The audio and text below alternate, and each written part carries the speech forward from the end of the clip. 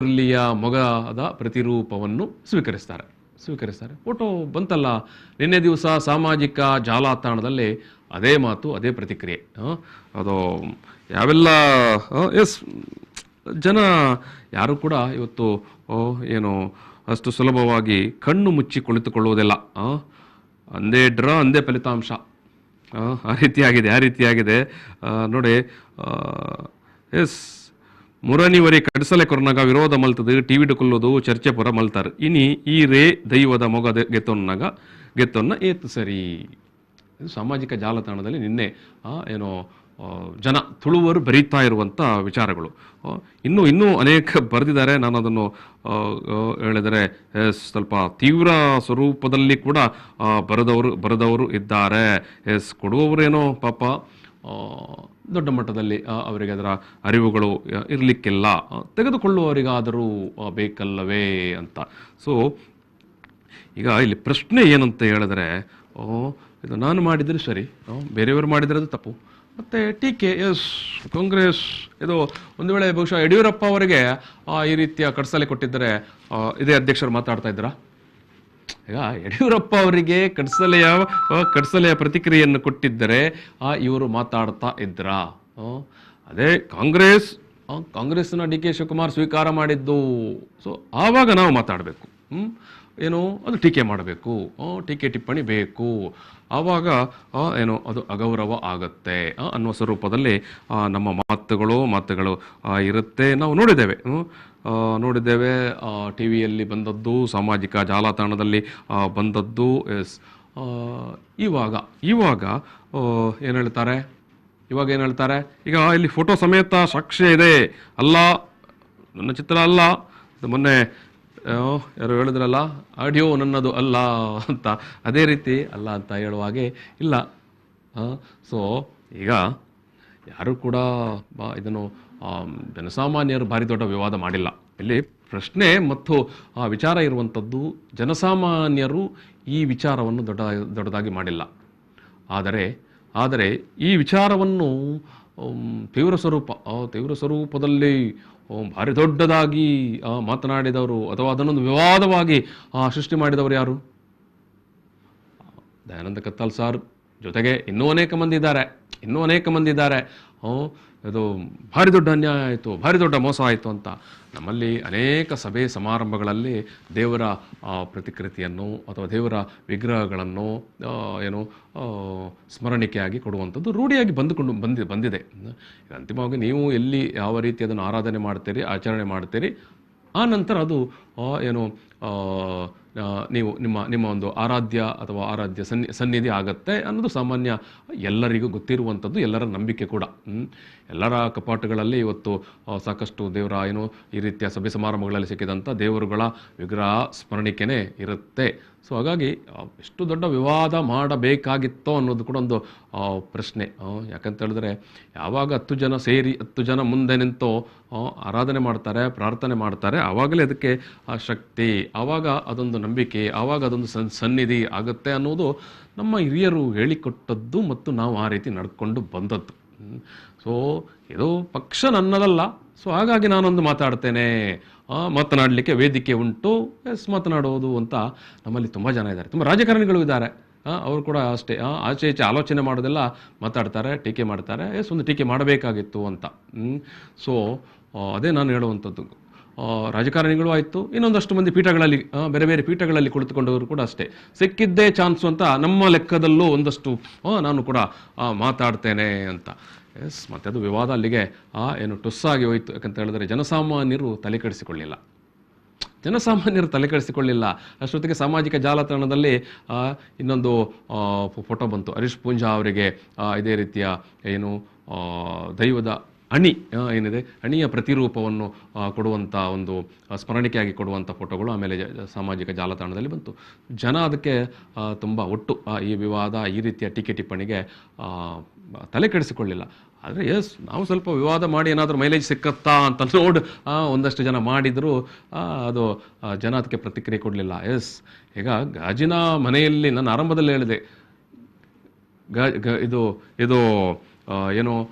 ನಾನು ಹೇಳಿದೆ ಅಲ್ಲ, ಇದು ಗಾಜಿನ ಮನೆಯಲ್ಲಿ ಕುಳಿತವರು ಗಾಜಿನ ಮನೆಯಲ್ಲಿ ಕುಳಿತವರು ಇನ್ನೊಬ್ಬರ ಮನೆಯ ಬಗ್ಗೆ ಮಾತನಾಡುವಾಗಲ್ಲ, ಇನ್ನೊಬ್ಬರ ಮನೆಗೆ ಕಲ್ಲು ಬಿಸಾಡುವಾಗ ಇನ್ನೊಬ್ಬರ ಮನೆಗೆ ಕಲ್ಲು ಬಿಸಾಡುವಾಗ ನೋಡಿಕೊಳ್ಬೇಕಲ್ವಾ. ಎಸ್, ವಾಟ್ ಅಬೌಟ್ ಟುಮಾರೋ, ನಾಳೆ ಏನು ಅಂತ. ಈಗ ನೋಡಿ, ಈಗ ಇಲ್ಲಿ ಅದೇ ಪರಿಸ್ಥಿತಿ ಆಗಿರುವಂಥದ್ದು. ಜನ ಅದನ್ನೇ ಇವತ್ತು ನಿನ್ನೆ ಸಾಮಾಜಿಕ ಜಾಲತಾಣದಲ್ಲಿ ಜನರು ಪ್ರಶ್ನೆ ಮಾಡುವಂಥದ್ದು ಅದನ್ನು ಮಾತ್ರ. ಅದರಾಚೆಗೆ ಜನರು ಬೇರೆ ಏನನ್ನು ಮಾತಾಡ್ತಾ ಇಲ್ಲ. ಈಗ ನೀವು ದಯಾನಂದ ಕತ್ತಲ್ ಸರ್ ಅವರೇ, ಮೊನ್ನೆ ನೀವು ಅಷ್ಟು ಮಾತಾಡಿದ್ರಿ, ಇವಾಗ ನೀವು ಯಾಕೆ ಈ ರೀತಿಯಾಗಿ ಮಾಡಿಕೊಂಡ್ರಿ ಅಂತ. ಎಸ್, ಈಗ ನಾನು ಈ ನಡುವೆ ಓಕೆ, ಬಹುಶಃ ಅವರಿಗೆ ಅದು ಅರಿವಾಗಿದೆ. ಕೆಲವರಿಗೆ ಏನು ಹೇಳ್ತಾರೆ, ನಮ್ಮಲ್ಲೊಂದು ಮಾತಿದೆ ಅಲ್ಲ, ಮೊದಲು ಕೆಲಸ ಮಾಡ್ತಾರೆ ಆಮೇಲೆ ಆಲೋಚನೆ ಮಾಡ್ತಾರೆ ಅಂತ. ಆಮೇಲೆ ಆಲೋಚನೆ ಮಾಡಿದಾಗ ಆನಂತರ ಗೊತ್ತಾಗುತ್ತೆ ಎಸ್ ನಾನೇನು ಮಾತಾಡಿದ್ದು ಅಂತ. ಅವರೊಂದು ಪ್ರತಿಕ್ರಿಯೆ ಕೊಟ್ಟಿದ್ದಾರೆ, ಸ್ಪಷ್ಟೀಕರಣ ಕೊಟ್ಟಿದ್ದಾರೆ, ನನ್ನ ಕಡೆಯಿಂದ ತಪ್ಪಾಗಿದೆ ಅಂತ. ಎಸ್, ಆ ಒಂದು ಸ್ಪಷ್ಟೀಕರಣವನ್ನು ನಾವು ನೋಡಿಕೊಂಡು ಬರೋಣ, ಆಮೇಲೆ ಮಾತಾಡೋಣ.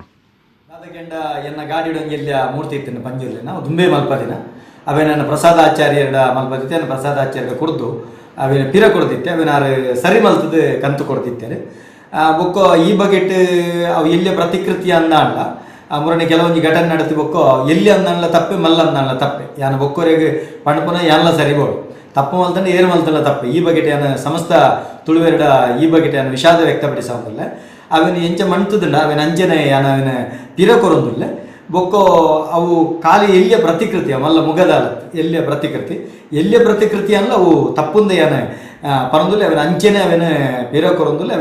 ಅವೇ ಯಥಾಸ್ಥಾನಗೆ ಅವನ ದಿವೊಂದಿಲ್ಲ. ಇತ್ತೆ ಗಾಡಿಡ್ಲ ಅವಿಜ್ಜಿ ಗಾಡಿಡ್ಲ ಅವನ ದಿವೊಂದಿಜ್ಜಿ ಅಂಚಾದ ಮಾತಿರಲ್ಲ ಏರಿಗೆ ಬರ ಬೇಜಾರಾದಿತ್ತಂಡು ಈ ಬಗೆಟ್ ಕ್ಷಮೆ ಇಪ್ಪಡು ಎಂಡ ವಿಷಾದ ಉಂಡು. ಬೊಕ್ಕ ವಾಕಾರಣಗಳ ಯಾನವೆನ್ನ ನನದುಂಬುಗ ಅಂಚಿತ್ತಿನ ಕೆಲಸ ಅಂಚಿತ್ತಿನ ಕ್ರಮನೆಜ್ಜಿ ಎಂಜಿನೆತ್ತಿನ ಉಡಲ ಜಿಡ್ಡೆಡು ನಮ್ಮ ಸತ್ಯలను ಕುಲ್ಲಾಗ ಈ ಬಗೆಟ್ ಯಾನ ಕೂಡರ ನಿಕಲ್ಡ ವಿಷಾದ ವ್ಯಕ್ತಪಡಿಸುವೆ. ನಮಸ್ಕಾರ. ದಾದಗೆಂಡ ಎನ್ನ ಗಾಡಿಡೊಂಗೆಲ್ಲ ಮೂರ್ತಿ ಇತ್ತಿನ ಪಂಜುರ್ಲಿ ನಾವು ದುಂಬೆ ಮಲ್ಪದಿನ ಅವೇ ನನ್ನ ಪ್ರಸಾದಾಚಾರ್ಯರ ಮಲ್ಪದಿತ್ತೆ, ನನ್ನ ಪ್ರಸಾದಾಚಾರ್ಯ ಕುಡ್ದು ಅವೇನ ಪಿರ ಕೊಡ್ತಿತ್ತೆ, ಅವೇನಾರು ಸರಿ ಮಲ್ತದ ಕಂತು ಕೊಡ್ತಿತ್ತೇನೆ.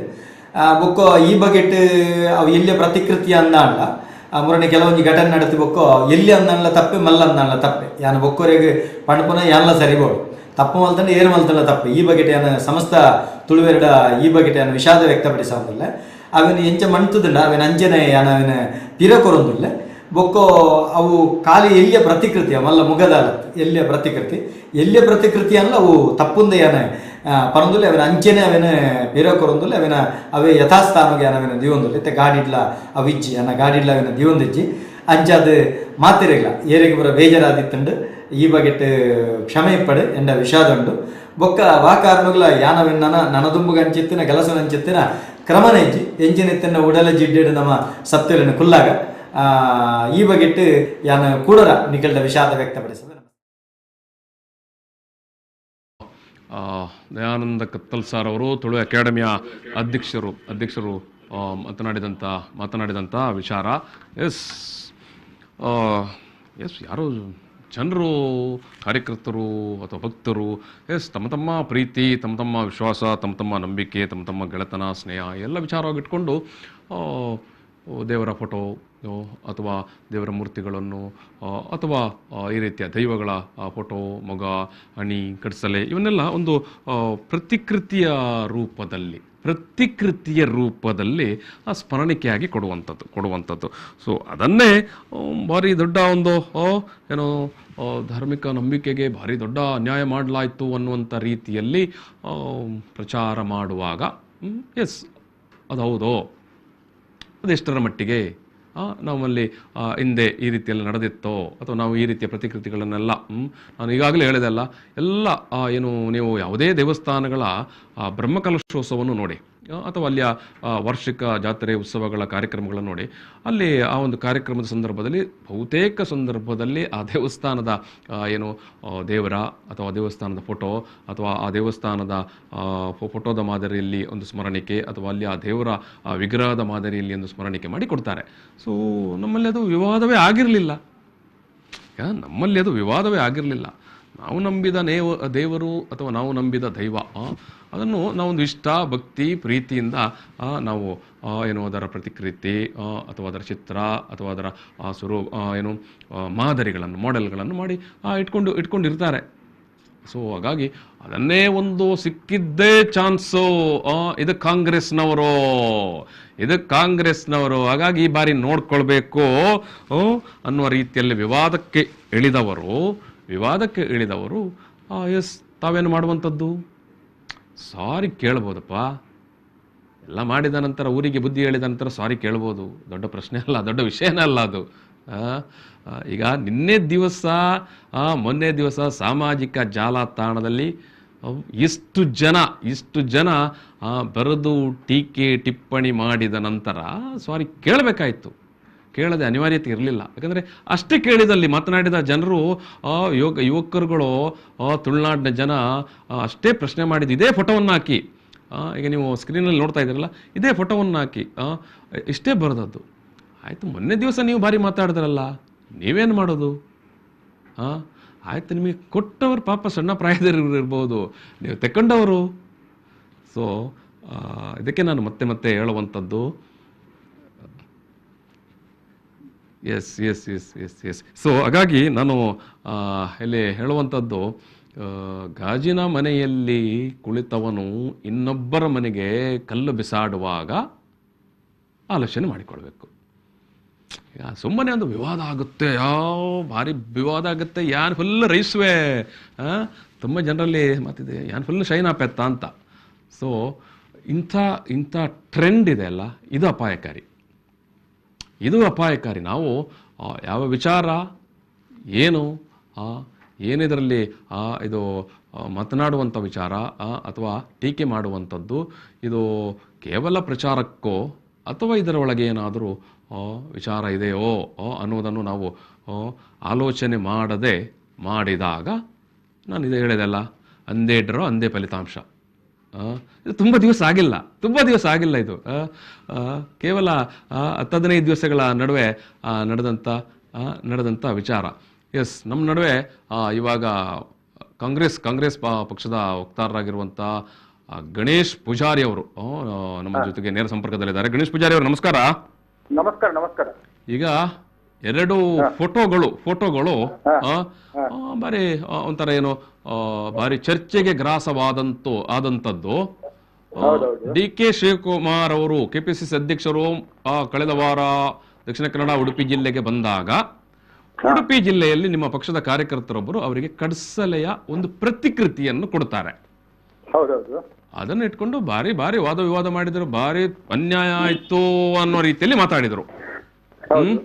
ಈಗ ಆ ರೀತಿ ಮಾತಾಡಿದವರೇ ಮೊನ್ನೆ ದಿವಸ ಪಂಜುರ್ಲಿಯ ಮೊಗದ ಪ್ರತಿಕೃತಿಯನ್ನು ಸ್ವೀಕರಿಸ್ತಾರೆ. ಅದು ಫೋಟೋಗಳು ಇವತ್ತು ಸಾಮಾಜಿಕ ಜಾಲತಾಣದಲ್ಲಿ ಹರಿದಾಡ್ತಾ ಉಂಟು. ಆಯ್ತು, ಇವಾಗ ಅವರು ನನ್ನ ಕಡೆಯಿಂದ ತಪ್ಪು ಆಗಿದೆ ಅಂತ ಕೂಡ ಹೇಳಿಕೊಂಡ್ರು. ಯಾರು? ದಯಾನಂದ ಕತ್ತಾಲ್ ಸರ್ ಅವರು, ತುಳು ಅಕಾಡೆಮಿ ಅಧ್ಯಕ್ಷರು. ಈಗ ಮೊನ್ನೆ ದಿವಸ ಅಷ್ಟು ಮಾತನಾಡುವವರು DK ಶಿವಕುಮಾರ್ ಅವರಿಗೆ ಕಡ್ಸಲೆಯ ಪ್ರತಿಕೃತಿ ಕೊಡುವಾಗ ಮಾತನಾಡುವವರು ತಾನೊಂದು ಏನು ಪಂಜುರ್ಲಿಯ ಮೊಗದ ಪ್ರತಿಕೃತಿಯನ್ನು ಸ್ವೀಕರಿಸ್ತಾರೆ. ಅದನ್ನು ಜನ ಟೀಕೆ ಮಾಡಿದ ನಂತರ ಕ್ಷಮೆ ಕೇಳ್ತಾರೆ. ಏನ್ ಹೇಳ್ತೀರಿ ಗಣೇಶ್ ಪೂಜಾರಿ ಅವರೇ? ನೋಡಿ, ಕಡ್ಸಲೆ ಅಲ್ಲ, ಒಂದನೇದಾಗಿ ಅದೊಂದು ಆಯುಧ. ಅದು ಕಟ್ಟಲಾಗ್ಬೇಕಿದ್ರೆ ಅದಕ್ಕೆ ಬೇಕಾದ ಕಟ್ಟುಗಳಿವೆ, ಅದಕ್ಕೆ ಕ್ರಮಗಳಿವೆ. ಅದನ್ನೆಲ್ಲ ಮಾಡಿದ ಮೇಲೆ ಅದು ಕಟ್ಟಲಾಗ್ತದೆ. ಇದು ಏನು ಇವರು ದಯಾನಂದ ಕತ್ತಾಲ್ ಸರ್ ಒಬ್ಬರು ತುಳುಕ ಅಕಾಡೆಮಿ ಅಧ್ಯಕ್ಷ, ಒಂದು ದೈವದೇವರ ಒಂದು ಮಾಗಣೆ ಅಥವಾ ಒಂದು ಊರಿಗೆ ನೇಮ ಕಟ್ಟುವವರು. ಇವರು ಇಂಥ ಕೆಲಸವನ್ನು, ಅದು ಕೂಡ ಒಂದು ಸಾಮಾನ್ಯ ಮಕ್ಕಳು, ಪಾಪ ಸಣ್ಣ, ಅವ್ರಿಗೆ ಏನು ಗೊತ್ತಿರುವುದಿಲ್ಲ, ಎಳೆಯ ಮಕ್ಕಳು. ಅವರು ಕೊಡುವಾಗ ಅವರಿಗೆ ಹೇಳ್ಬೇಕಿತ್ತು, ಇಂಥ ಪ್ರತಿಕ್ರಿಯೆಗಳನ್ನು ನೀವೆಲ್ಲ ಕೊಡಬಾರ್ದು, ಅದನ್ನ ನಾನು ಸ್ವೀಕರಿಸು ಕೂಡ ಇಲ್ಲ ಅಂತ ಹೇಳಿ ಅವರು ಹೇಳ್ಬೇಕಿತ್ತು. ಏನು ಒಂದು ದೊಡ್ಡ ದೈವದ ಅವರೊಂದು ಕೆಲಸ ಮಾಡೋರು, ಒಂದು ಗ್ರಾಮಕ್ಕೆ ಒಂದು ಗಂಧ ಪ್ರಸಾದವನ್ನು ಕೊಡ್ತಕ್ಕಂಥ ಗಟ್ಟಿ ಇವರು. ಅದಕ್ಕಿಂತ ಮುಂಚೆ ಸುಂಕದಟೆಯಲ್ಲಿ ಕೂಡ ಒಂದು ಕಾರ್ಯಕ್ರಮದಲ್ಲಿ, ಒಂದು ವೇದಿಕೆಯಲ್ಲಿ ದೈವಗಳನ್ನ ಚಿತ್ರಗಳನ್ನೆಲ್ಲ ಇಟ್ಟು ಅಲ್ಲಿ ಒಂದು ಅಣಕು ಪ್ರದರ್ಶನವನ್ನು ಮಾಡಿದ್ರು. ಅದು ಕೂಡ ಅಪರಾಧ. ನಾನೇನ್ ಹೇಳ್ತೇನೆ, ಇವರು ಒಂದು ತುಳು ಅಕಾಡೆಮಿ ಅಧ್ಯಕ್ಷರಾಗಿ ತುಳುನಾಡಿನ ಸಂಸ್ಕೃತಿ ಮತ್ತು ದೈವಾರಾಧನೆ ಬಗ್ಗೆ ಇರ್ತಕ್ಕಂಥ ಜನರ ನಂಬಿಕೆಗೆ ಒಂದು ದೊಡ್ಡ ಒಂದು ದುರಂತವಾದಂತ ವ್ಯವಸ್ಥೆ ಇದೆ. ಈ ರೀತಿಯ ವ್ಯವಸ್ಥೆಗಳು ಆಗ್ಬಾರ್ದು. ಈಗ ಮೊನ್ನೆ ದಿವಸ ಅದರಿಂದ ಪರಿಹಾರ ಆಗಲ್ಲ. ಅವರು ಒಂದಿನ ಮಗಟ್ಟಿದಲ್ಲ, ಅದೇ ಅವರ ಹಿರಿಯ ತಂದೆ ತಾಯಿಯ ತಲೆಮಾರಿನಿಂದಲೂ ಕೂಡ ಅವರು ದೈವ ದೇವರ ಚಾಕಿರಿಯನ್ನು ಮಾಡ್ತಕ್ಕಂಥವ್ರು ಅಂತವ್ರು ಇಂಥ ಕೆಲಸದಲ್ಲಿ ಭಾಗಿಯಾಗುದು ಬಹಳ ದೊಡ್ಡ ದುರಂತ. ಈಗ ಮೊನ್ನೆ ದಿವಸ ಡಿ.ಕೆ. ಶಿವಕುಮಾರ್ ಅವರಿಗೆ ಕಡಸಲೆ ಕೊಟ್ಟಾಗ ಇವರೆಲ್ಲ ಭಾರಿ ಮಾತಾಡಿದ್ರು, ಕಡಸಲೆಯ ಪ್ರತಿಕೃತಿಯನ್ನು ಕೊಡುವಾಗ. ಹೌದೌದು. ಅದಕ್ಕೆ ನೋಡಿ, ಅದು ವ್ಯಾಪಾರಕ್ಕೆ ಮಾಡಿಟ್ಟಂತ ವ್ಯವಸ್ಥೆ. ಅದನ್ನು ಒಂದು ದೈವದ ಎದುರಲ್ಲಿ ಕೊಟ್ಟಿದ್ರೆ ಅದೊಂದು ಬೇರೆ ವಿಷಯ. ಅದು ಸಾಮಾನ್ಯ ಅವರೊಂದು ಒಂದು ಇದು ನಿಮ್ಮ ಶಕ್ತಿಗಾಗಿ ಕೊಟ್ಟದ್ದು ಅಂತ ಹೇಳಿ ಕೊಟ್ಟಿದ್ದಾರೆ. ಅದು ಯಾವುದೇ ಇಂಥ ದೈವದ ಕರ್ತವ್ಯ ನಿಮ್ಗೆ ಕೊಟ್ಟದ್ದು ಅಂತ ಹೇಳಿಲ್ಲ ಅವರು. ಇದು ಆಗಲ್ಲ. ಇದೊಂದು ಅಲ್ಲಿ ಚಿತ್ರವನ್ನು ನೋಡಿ, ದೈವದ ಚಿತ್ರ ಕೂಡ ಇದೆ ಅದರಲ್ಲಿ. ಇವರೊಂದು ಧಾರ್ಮಿಕ ಭಾವನೆಯಲ್ಲಿ ಬಹಳಷ್ಟು ದೊಡ್ಡ ರೀತಿಯಲ್ಲಿ ಮಾತಾಡ್ತಕ್ಕಂಥವ್ರು, ತುಳು ಅಕಾಡೆಮಿ ಬಗ್ಗೆ ಬಹಳಷ್ಟು ದೊಡ್ಡ ಮಾತಾಡುವವರು. ಇವರಿಗೆ ತುಳುನಾಡಿನ ಸಂಸ್ಕೃತಿಯ ಬಗ್ಗೆ ಏನಂತ ತಿಳ್ಕೊಳ್ಳದೆ ಶಕ್ತಿ ಕೂಡ ಇಲ್ವಾ ಅಂತ ನನಗೆ ಅದು ಅಲ್ಲಿ ಬಹಳ ಒಂದು ದುರಂತ. Yes yes yes yes yes okay okay okay Ganesh Poojary ಅವರೇ, okay, thank you thank you thank you thank you. Yes, ಗಾಜಿನ ಮನೆಯಲ್ಲಿ ಕುಳಿತವರು ಇನ್ನೊಬ್ಬರ ಮನೆಗೆ ಕಲ್ಲು ಬಿಸಾಡಬಾರದು. ಎಷ್ಟೇ ಇದರಾಚೆಗೆ ಏನು ತುಂಬ ಹೇಳುವಂಥದ್ದು, ತುಂಬ ಮಾತನಾಡುವಂಥದ್ದು ಏನಿಲ್ಲ. ಯಾಕಂತ ಹೇಳಿದ್ರೆ ಎಸ್, ಈಗ ಎಲ್ಲರೂ ಈಗ ನಂಬಿಕೆ, ಆರಾಧನೆ, ಎಸ್ ಅದು ಎಲ್ಲರೂ ಅದರ ಭಾಗವಾಗಿರ್ತಾರೆ. ಎಲ್ಲರಿಗೂ ಗೊತ್ತಿರುತ್ತೆ ಎಸ್ ನಮಗೆ ಯಾವಾಗ ನಂಬಿಕೆ, ಯಾವ ಹೊತ್ತಿನಲ್ಲಿ ಅದರ ಆಚರಣೆ. ಈಗ ಇಲ್ಲಿ ನಮ್ಮ ಯಾವುದೇ ದೇವರುಗಳು ಅಥವಾ ಗುಡಿ ಗೋಪುರಗಳು ಎಲ್ಲವೂ ಕೂಡ ಎಸ್ ನಂಬಿಕೆಯ ಮತ್ತು ಆ ಆರಾಧನೆಯ ಸಂದರ್ಭದಲ್ಲಿ ಅದಕ್ಕೆ ಇರುವಂಥ ಸ್ವರೂಪ ಮತ್ತು ಅದರ ಆಚೆಗೆ ನಾವು ಅದನ್ನೊಂದು ಏನು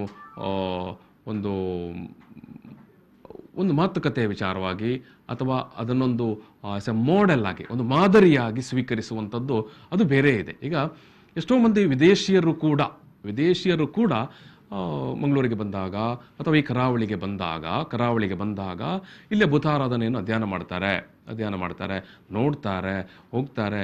ಅವರು ಹೋಗುವಾಗ ಏನು ಗಗ್ಗರವನ್ನು ತಗೊಂಡು ಹೋಗುವಂಥದ್ದುಂಟು. ಕೆಲವರು ಬಂದಾಗ ಇದೊಂದು ಒಂದು ಒಳ್ಳೆಯ ಒಂದು ನನಗೆ ನೆನಪಿಗೆ ನಾನು ಇಡೀ ತುಳುನಾಡಿನಲ್ಲಿ ಸುತ್ತಾಡಿದೆ, ಇಲ್ಲಿ ಇಂಥ ಒಂದು ಆರಾಧನೆ ಉಂಟು, ಅದರ ಒಂದು ಪ್ರತಿಕೃತಿಯಾಗಿ ನಾನು ಕೊಂಡೋಗ್ತೇನೆ ಅಂತ. ಸೊ ಎಷ್ಟೋ ಜನ ಕೊಂಡೋದವರು ಇದ್ದಾರೆ.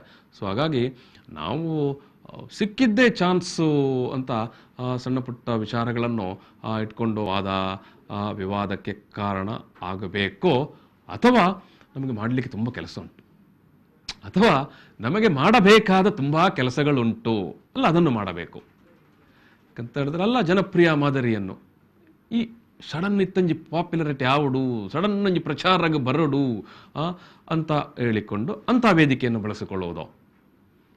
ಈಗ ಆಯ್ಕೆ ನಮ್ಮಲ್ಲೇ ಇರುತ್ತೆ. ನಾನು ನನ್ನ ಜವಾಬ್ದಾರಿ ಮತ್ತು ನಾನು ಈ ಸಮಾಜಕ್ಕಾಗಿ ಮಾಡಬೇಕಾದ ಕೆಲಸಗಳು ಅದು ಮುಖ್ಯವೋ ಅಲ್ಲ, ವೇದಿಕೆ ಉಂಟು, ಮಾತನಾಡಲಿಕ್ಕೆ ಟಿ.ವಿ ಉಂಟು ಅಂತ ಹೇಳಿ ಮಾತನಾಡುವುದು ಮುಖ್ಯವೋ? ಈಗ ಎಸ್ ಮಾತನಾಡಿಯಪ್ಪ, ಮಾತನಾಡಲೇಬೇಕು. ಅನೇಕ ವಿಚಾರಗಳ ಬಗ್ಗೆ ಮಾತನಾಡಬೇಕು, ಅನೇಕ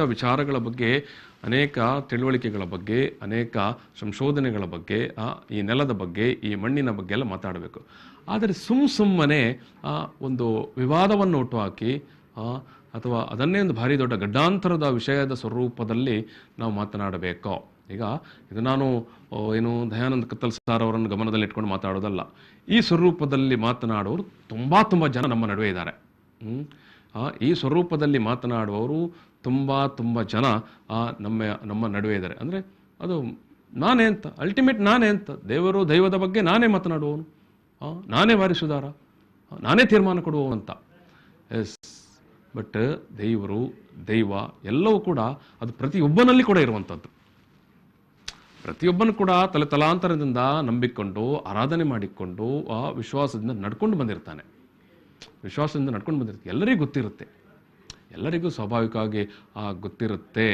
ಇದೇ ತುಳುನಾಡಿನಲ್ಲಿರ್ಬೋದು ಅಥವಾ ಯಾವುದೇ ಊರಲ್ಲಿ ಕೂಡ ಅವರವರ ದೇವರುಗಳನ್ನು, ಅವರವರ ದೈವಗಳನ್ನು ಅಥವಾ ಅವರವರು ನಂಬುವಂಥ ಗುಡಿ ಗೋಪುರಗಳನ್ನು ಯಾವ ರೀತಿ, ಯಾವ ಸ್ವರೂಪದಲ್ಲಿ ಆರಾಧಿಸಬೇಕು, ಮತ್ತು ಯಾವ ಟೈಮ್. ಅದೀಗ ಎಸ್, ನೀವೊಂದು ನಾಟಕದ ವೇದಿಕೆಯಲ್ಲಿ ದೇವಸ್ಥಾನ ಬರುತ್ತೆ, ಗುಡಿ ಗೋಪುರ ಬರುತ್ತೆ, ಆವಾಗ ಅದೊಂದು ರೂಪಕ ಮಾತ್ರ. ಅದೊಂದು ಆ ಕ್ಷಣದಲ್ಲಿ, ಆ ಹೊತ್ತಲ್ಲಿ ಅದೊಂದು ರೂಪಕ, ಅದೊಂದು ಪ್ರದರ್ಶನದ ಸಲುವಾಗಿ ಅದೊಂದು ರೂಪಕ. ಸೊ ಹಾಗಾಗಿ ಅದನ್ನೇ ದೊಡ್ಡ ವಿವಾದ ಮಾಡಿಬಿಟ್ರೆ. ಸೊ ಹಾಗಾಗಿ ನಾನು ಎಸ್,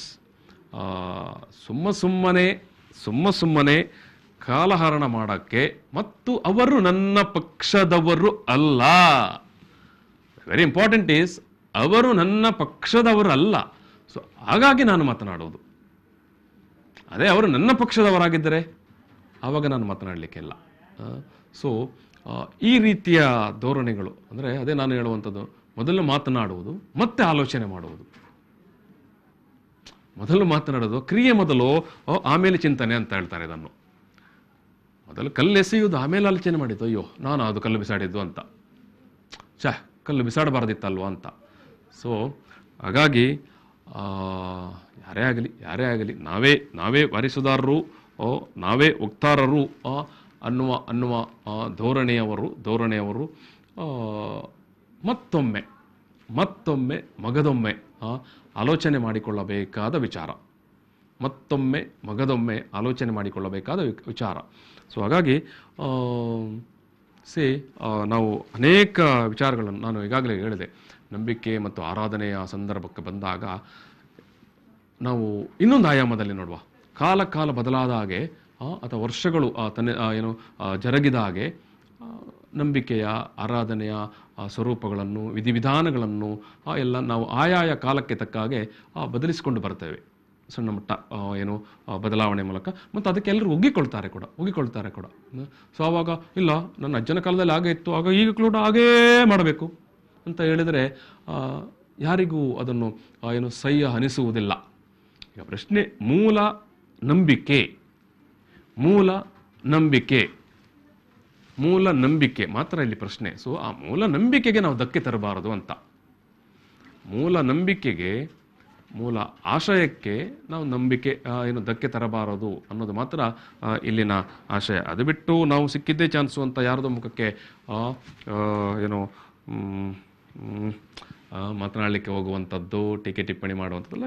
ಇಟ್ಸ್ ನಾಟ್ ರೈಟ್. ಸಾಮಾಜಿಕ ಜಾಲತಾಣದಲ್ಲಿ ನಿನ್ನೆ ದಿವಸ ಯುವ ಜನರಿಂದ ಹಿಡಿದು ವೃದ್ಧರಿಂದ ವಯಸ್ಕ ಎಲ್ಲರೂ ಕೂಡ ಇದೇ ಮಾತನ್ನು ಹೇಳಿರುವಂಥದ್ದು. ಇದರ ಆಚೆಗೆ ಯಾವ ಮಾತನ್ನು ಹೇಳಿಲ್ಲ. ಸೊ ಅದು ತುಂಬ ಸ್ಕ್ರೀನ್ಶಾಟ್ಗಳು ನನ್ನ ಹತ್ರ ಇದ್ದಾವೆ, ನಾನು ಅದನ್ನೀಗ ಓದಲಿಕ್ಕೆ ಹೋಗುವುದಿಲ್ಲ. ಎಸ್, ಇದು ಎಲ್ಲರಿಗೊಂದು ಪಾಠ, ಇದೊಂದು ಪಾಠ. ಎಸ್, ಮೊದಲು ಮಾತನಾಡಿ ಮತ್ತೆ ಆಲೋಚನೆ ಮಾಡುವವರೆಲ್ಲರಿಗೂ ಇದೊಂದು ಪಾಠ. ಎಸ್, ಮೊದಲು ಕ್ರಿಯೆ ಆಮೇಲೆ ಚಿಂತನೆ ಮಾಡುವವರಿಗೆಲ್ಲರಿಗೂ ಇದೊಂದು ಒಳ್ಳೆಯ ಪಾಠ. ಎಸ್, ನಾನು ಮುಂದಿನ ವಿಚಾರಕ್ಕೆ ಬರ್ತೇನೆ. ಕೋಟ ಶ್ರೀನಿವಾಸ ಪೂಜಾರಿ ಅವರು ಸಾಮಾನ್ಯವಾಗಿ ರಾಜಕಾರಣಿಗಳ ಪೈಕಿ ನಾನೇನೋ ಕೋಟ ಶ್ರೀನಿವಾಸ ಪೂಜಾರಿ ಅವರನ್ನು ಏಕ್ದಮ್ ನಿಂತು ಸಮರ್ಥನೆ ಮಾಡಿಕೊಳ್ಳುವಂಥದ್ದು ಅಲ್ಲ. ಆದರೆ ಕೋಟ ಶ್ರೀನಿವಾಸ ಪೂಜಾರಿಯವರು ನಮ್ಮ ಕರಾವಳಿ ಭಾಗದಲ್ಲಿ ಅವರ ನಡೆ, ಅವರ ನುಡಿ, ಅವರ ವ್ಯಾಪಾರ, ಅವರ ವಹಿವಾಟು ಎಲ್ಲವೂ ಕೂಡ ಎಲ್ಲರಿಗೂ ಗೊತ್ತಿರುವಂಥದ್ದೇ. ಅವರು ತೀರಾ ಒಂಥರ ಸೀಕ್ರೆಟ್ ಅಂತ ಏನಿಲ್ಲದಂಥ ಒಬ್ಬ ಮನುಷ್ಯ, ಓಪನ್ ಸೀಕ್ರೆಟ್ ಅವರು, ಆ ರೀತಿಯ ಮನುಷ್ಯ ಅವರು. ಸೊ ಅವರು ಈ ಮೊದಲು ವಿಧಾನ ಪರಿಷತ್ ಸದಸ್ಯರಾಗಿದ್ದಾಗಲೂ ಅಷ್ಟೇ, ಅಥವಾ ಈ ಮೊದಲು ಸಚಿವರಾಗಿದ್ದಾಗಲೂ ಅಷ್ಟೇ, ಇವಾಗ ಮೊನ್ನೆ ಸಚಿವ ಸಂಪುಟದಲ್ಲಿ ಸಚಿವರಾಗಿದ್ದಾಗಲೂ ಅಷ್ಟೇ. ಸೊ ದುಡಿದು ಅವರ ಸಂಪಾದನೆಯ ಮೂಲಕ ಮನೆ ಕಟ್ಟಿಕೊಳ್ತಾ ಇದ್ದಾರೆ. ಆ ಮನೆಯ ಫೋಟೋವನ್ನು ಹಾಕಿ ಕೋಟ ಶ್ರೀನಿವಾಸ ಪೂಜಾರಿ ಅವರ 6 ಕೋಟಿಯ ಮನೆ, ಕೋಟ ಶ್ರೀನಿವಾಸ ಪೂಜಾರಿ ಅವರ 6 ಕೋಟಿಯ ಮನೆ ಫೋಟೋ ನೋಡಿ ನೀವು. ಇದು ಪತ್ರ, ಇದು ಪಾಪ ಅವರೇ ಲೋಕಾಯುಕ್ತಕ್ಕೆ ಪತ್ರ ಬರೆದುಬಿಟ್ರು. ನೋಡಿ ಈ ಮನೆಯನ್ನು, ಈ ಫೋಟೋದಲ್ಲಿರುವಂಥ ಈ ಮನೆಯನ್ನು ನೋಡಿದಾಗ ಇದು 6 ಕೋಟಿಗೆ ಇದರ ಎಲ್ಲ ಪೂರ್ಣ ಕೆಲಸ ಆಗಲಿ, ಆದ ನಂತರ ಕೂಡ ಈ ಮನೆಗೆ 6 ಕೋಟಿ ರೂಪಾಯಿ ಆಗಬಹುದಾ? ಈ ವಿಚಾರವನ್ನು ಜನ ಆಲೋಚನೆ ಮಾಡಬೇಕು. ಯಾಕಂತ ಹೇಳಿದ್ರೆ ಭಾರೀ ಟೀಕೆ ಟಿಪ್ಪಣಿಗಳು ಅವರ ಮೇಲೆ. ಕೋಟ ಶ್ರೀನಿವಾಸ ಪೂಜಾರಿ ಅವರು ದಕ್ಷಿಣ ಕನ್ನಡ ಜಿಲ್ಲೆಯ ಉಸ್ತುವಾರಿ ಸಚಿವರಾಗಿದ್ದವರು 6 ಕೋಟಿಯ ಮನೆ ಕಟ್ತಾ ಇದ್ದಾರೆ ಅಂತ. ಅಬ್ಬಬ್ಬಾ ಅಂತ ಹೇಳಿದ್ರೆ ಈ ಮನೆಗೆ ಎಷ್ಟು ಖರ್ಚಾಗಬಹುದು, ಎಸ್ ಸ್ವತಃ ಕೋಟಾ ಶ್ರೀನಿವಾಸ ಪೂಜಾರಿ ಅವರೇ ಹೇಳಿದ್ದಾರೆ 60 ಲಕ್ಷ ಬಜೆಟ್ನ ಮನೆ ಇದು ಅಂತ. ನನ್ನ ಮನೆ 60 ಲಕ್ಷ ಬಜೆಟ್ನ ಮನೆ ಅಂತ. ಈಗ ಟೀಕೆ ಮಾಡೋರು, ನಾನು ಆವಾಗ ಒಂದು ವಿಚಾರ ಹೇಳಿದಲ್ಲ, ನನ್ನ ಪಕ್ಷದವರಲ್ಲ, ಸೊ ಹಾಗಾಗಿ ನಾನೊಂದು ಟೀಕೆ ಮಾಡೋದು. ನನ್ನ ಪಕ್ಷದವರಲ್ಲ, ಹಾಗಾಗಿ ನಾನೊಂದು ಟೀಕೆ ಮಾಡುವುದೋ ಅಥವಾ ವಾಸ್ತವ ಅಥವಾ ಕನಿಷ್ಠ ಜನ ನಂಬುವಂಥ ಒಂದು ಟೀಕೆಯನ್ನಾದರೂ ಮಾಡಬೇಕಲ್ಲ, ಜನ ನಂಬುವಂಥ ಒಂದು ಟೀಕೆಯನ್ನಾದರೂ ಮಾಡಬೇಕಲ್ವ. ಸೊ ಇಲ್ಲಿ ನೋಡಿ, ಈ ಒಂದು ಫೋಟೋವನ್ನು ನೀವು ನೋಡಿದಾಗ ಗೊತ್ತಾಗತ್ತೆ. ಸೊ 6 ಕೋಟಿಯ ಮನೆ ಅಂತ ಹೇಳಿ ಏನು ಈ ಒಂದು 2 ಫ್ಲೋರ್ನ ಮನೆಯ ಬಗ್ಗೆ, ಆ ಮನೆಯ ವಿಸ್ತೀರ್ಣ ನೋಡುವಾಗಲೇ ನಿಮಗೆ ಗೊತ್ತಾಗುತ್ತೆ ಎಷ್ಟು ಖರ್ಚಾಗ್ಬೋದು ಅಂತ. ಆಯ್ತು, 1 ಕೋಟಿ ಅಂತಲೇ ಇಟ್ಕೊಳ್ವಾ, ಇದು 6 ಕೋಟಿ ಅಂತ ಹೇಳಿದ್ರೆ. ಸೊ ಕೋಟಾ ಶ್ರೀನಿವಾಸ ಪೂಜಾರಿ ಅವರು ಏನು ಹೇಳ್ತಾರೆ, ಬ್ಯಾಂಕ್ ಸಾಲ ಸ್ವಂತ ದುಡಿಮೆಯಿಂದ ನಾನು 60 ಲಕ್ಷದ ವೆಚ್ಚದಲ್ಲಿ ಮನೆಯನ್ನು ನಿರ್ಮಾಣ ಮಾಡ್ತಾ ಇದ್ದೇನೆ. ಕೆಲವರು 6 ಕೋಟಿ ಅಂತ ಸುಳ್ಳು ಮಾಹಿತಿಗಳನ್ನು, ವದಂತಿಗಳನ್ನು ಹರಡ್ತಾ ಇದ್ದಾರೆ ಸೊ ಅಂತ ಇವತ್ತು ಕೋಟಾ ಶ್ರೀನಿವಾಸ ಪೂಜಾರಿ ಅವರು ಹೇಳಿದ್ದಾರೆ. 3 ಬಾರಿ ವಿಧಾನ ಪರಿಷತ್ ಸದಸ್ಯರಾಗಿದ್ದವರು, 2 ಬಾರಿ ಕ್ಯಾಬಿನೆಟ್ ಮಿನಿಸ್ಟ್ರು ಹಾಗೂ 1 ಬಾರಿ ವಿಧಾನಸಭೆ ಒಳಗಡೆ ಪ್ರತಿಪಕ್ಷದ ನಾಯಕರು ಕೂಡ ಆಗಿದ್ದವರು. ಪ್ರತಿ ವರ್ಷ ಆಸ್ತಿಯ ವಿವರವನ್ನು ಸಲ್ಲಿಸ್ತಾ ಬಂದಿದ್ದೇನೆ. ನಾನು ಪ್ರತಿ ವರ್ಷನೂ ಲೋಕಾಯುಕ್ತಕ್ಕೆ ಆಸ್ತಿಯ ವಿವರವನ್ನು ಸಲ್ಲಿಸ್ತಾ ಬಂದಿದ್ದೇನೆ. ಮನೆ ನಿರ್ಮಾಣಕ್ಕಾಗಿ 2 ವರ್ಷಗಳ ಹಿಂದೆ ಅಪೆಕ್ಸ್ ಬ್ಯಾಂಕಿನಿಂದ 35 ಲಕ್ಷ ರೂಪಾಯಿ ಸಾಲ ಪಡೆದಿದ್ದೇನೆ. ಮತ್ತೆ 40 ಲಕ್ಷಕ್ಕೆ ಆ ಸಾಲಕ್ಕೆ ಅರ್ಜಿ ಸಲ್ಲಿಸಿದ್ದೇನೆ ಅನ್ನೋದನ್ನು ಇಲ್ಲಿ ಕೋಟಾ ಶ್ರೀನಿವಾಸ ಪೂಜಾರಿ ಅವರು ಹೇಳ್ತಾ ಇದ್ದಾರೆ.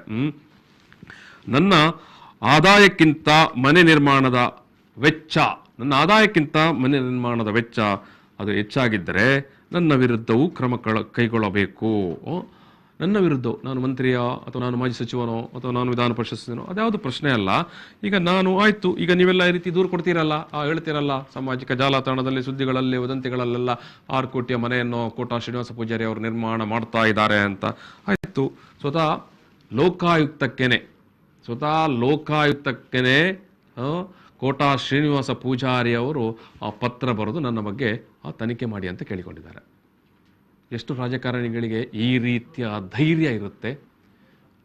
ಎಷ್ಟು ರಾಜಕಾರಣಿಗಳಿಗೆ ಈ ರೀತಿಯ ಆತ್ಮಸ್ಥೈರ್ಯ ಇರುತ್ತೆ? ಎಷ್ಟು ರಾಜಕಾರಣಿಗಳಿಗೆ ಈ ರೀತಿಯ ನೈತಿಕ ಮೌಲ್ಯ ಇರುತ್ತೆ ಹೇಳಿ? ಈಗ ಆಯ್ತು, ಮನೆ ಕಟ್ತಾ ಇದ್ದಾರೆ. ನಾನು ಹೇಳಿದಲ್ಲ, 3 ಬಾರಿ ವಿಧಾನ ಪರಿಷತ್ ಸದಸ್ಯರಾದವರು.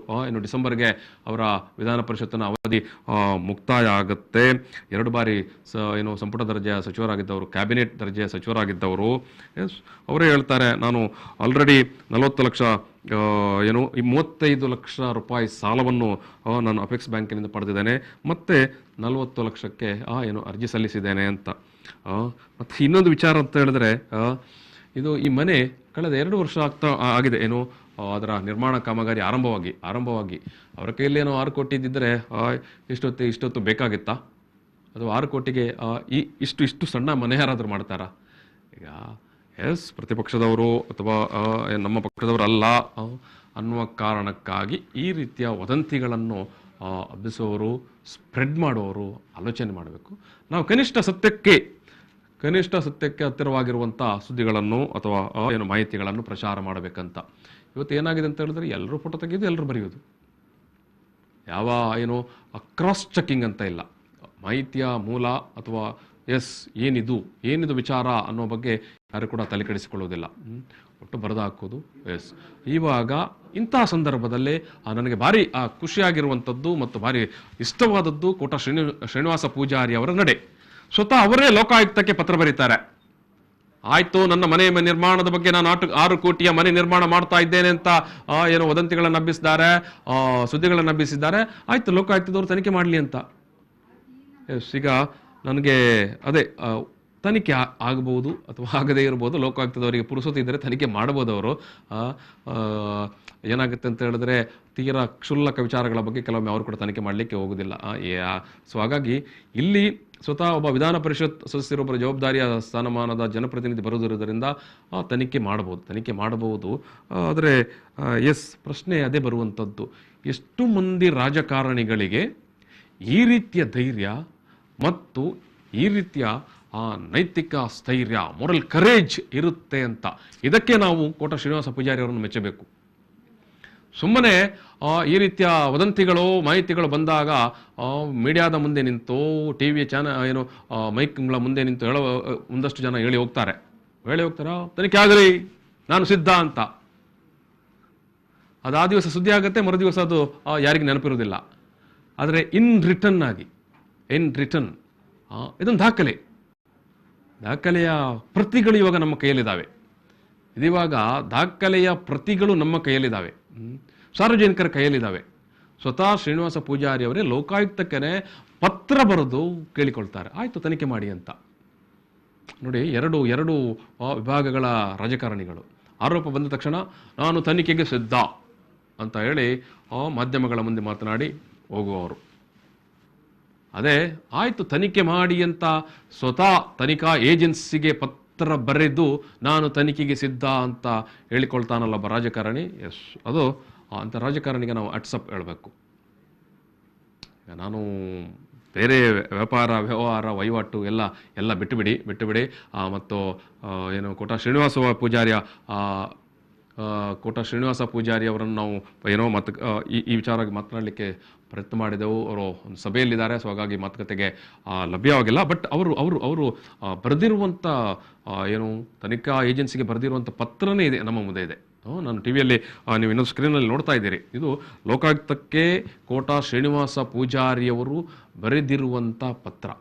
ಸೊ ಅದಕ್ಕಾಗಿ ನಾನು ಕರಾವಳಿಯಲ್ಲಿ ಈ ಇಷ್ಟೊಂದು ನೈತಿಕ ಮೌಲ್ಯ, ನೈತಿಕ ಸ್ಥೈರ್ಯವನ್ನು ಉಳಿಸಿಕೊಂಡಂಥ ರಾಜಕಾರಣಿ ಇದ್ದಾರಲ್ಲ, ನಾವು ಅದಕ್ಕೆ ಮೆಚ್ಚಬೇಕು.